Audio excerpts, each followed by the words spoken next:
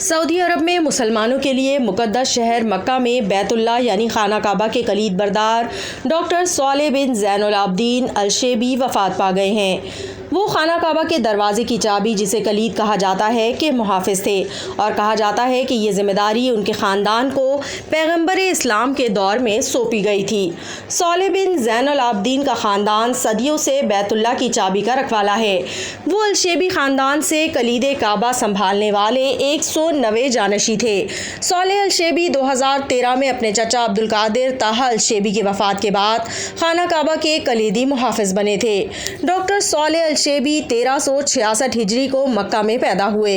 انہوں نے ام القریٰ یونیورسٹی سے اسلامک اسٹڈیز میں PhD کی ڈگری حاصل کر رکھی تھی۔ انہوں نے کئی سال یونیورسٹی میں بطور استاد فرائض سر انجام دیے، جس کے بعد 1980 میں انہیں ان کے تایا شیخ عبدالقادر الشیبی کی جگہ بیت اللہ کے مرکزی کلید بردار کی ذمہ داریاں سونپ دی گئیں۔ انہوں نے تدریس کے میدان میں اسلامی موضوعات پر کئی کتب اور ریسرچ آرٹیکل بھی لکھے ہیں۔ کعبہ میں داخل ہونے کے لیے صرف ایک دروازہ ہے جسے باب کعبہ کہا جاتا ہے۔ باب کعبہ زمین یا حرم کے فرش سے 2.13 میٹر اوپر ہے۔ یہ دروازہ کعبے کی عمارت کی شمال مشرقی دیوار پر موجود ہے اور اس کے قریب ترین دہانے پر حجر اسود نصب ہے، جہاں سے طواف، حج یا عمرے کے دوران کعبے کے چکر لگانا کی ابتدا کی جاتی ہے۔ پیغمبر اسلام پیدا ہوئے تو اس وقت قریش قبیلے کا کام تقسیم ہو چکا تھا۔ ان کا کہنا ہے کہ بنی ہاشم خاندان جس میں پیغمبر اسلام پیدا ہوئے کے پاس زمزم کنویں کی ملکیت اور اس کی چابی تھی۔ کعبے کی چابی عثمان بن طلحہ کے پاس تھی۔ وہ پیغمبر اسلام اور عثمان بن طلحہ سے متعلق ایک واقعے کا حوالہ دیتے ہیں جس میں پیغمبر نے کہا تھا کہ ایک دن آنے والا ہے، یہ کنجی میرے پاس ہوگی۔ اسلامی تاریخ کے مطابق، اسلامی روایات کے مطابق فتح مکہ کے بعد خود پیغمبر اسلام نے یہ چابی عثمان بن طلحہ کو سونپی تھی اور اب نسل در نسل انہی کا خاندان اس کی حفاظت کرتا آ رہا ہے۔ ایک روایت کے مطابق فتح مکہ کے موقع پر یہ چابی ان سے کچھ دیر کے لیے واپس لے لی گئی تھی، مگر اللہ کے حکم سے اسے واپس عثمان بن طلحہ کو لوٹا دیا گیا تھا۔ روایت ہے کہ پیغمبر اسلام نے یہ چابی دیتے ہوئے انہیں کہا تھا کہ کعبے کی چابی ہمیشہ آپ کے پاس رہے گی اور کسی ظالم کے علاوہ آپ سے یہ کوئی نہیں لے سکے گا۔ سن 1942 سے پہلے باب کعبہ کس نے تیار کیا اور کیسے تیار کیا، اس کا تاریخ میں زیادہ تذکرہ نہیں ملتا۔ تاہم 1942 میں ابراہیم بدر نے چاندی کا دروازہ بنایا تھا۔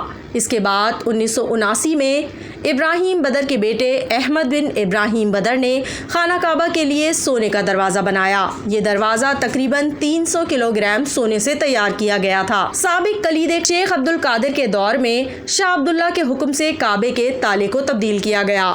اس وقت کے شہزادے خالد الفیصل نے کعبے کی صفائی کے موقع پر بادشاہ کی جانب سے نیا تالا شیخ عبدالقادر کے حوالے کیا۔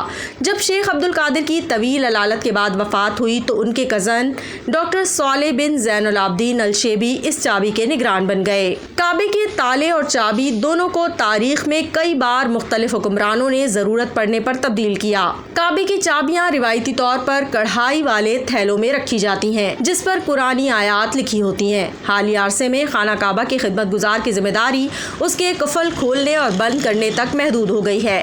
تاہم سعودی عرب آنے والے ریاستی مہمانوں کے لیے شاہی دفتر، وزارت داخلہ اور ایمرجنسی فورسز کے ذریعے کلید بردار کے ساتھ ان سے یہ تالا کھلوایا جاتا ہے۔ اس کے علاوہ اسلامی کیلنڈر کے مطابق 15 محرم کو ہر سال شاہی فرمان کے بعد مکہ مکرمہ کے گورنر ہاؤس کے ذریعے کلید بردار کعبے کا دروازہ کھولتے ہیں تاکہ خانہ کعبہ کو غسل دیا جا سکے۔ خانہ کعبہ کی موجودہ چابی اور تالا 18 کیرات سونے اور نکل سے بنا ہوا ہے، جبکہ خانہ کعبہ کا اندرونی قصبہ یا احاطہ سبز ہے۔ اس پر کلمہ اور قرآنی آیات تحریر ہیں۔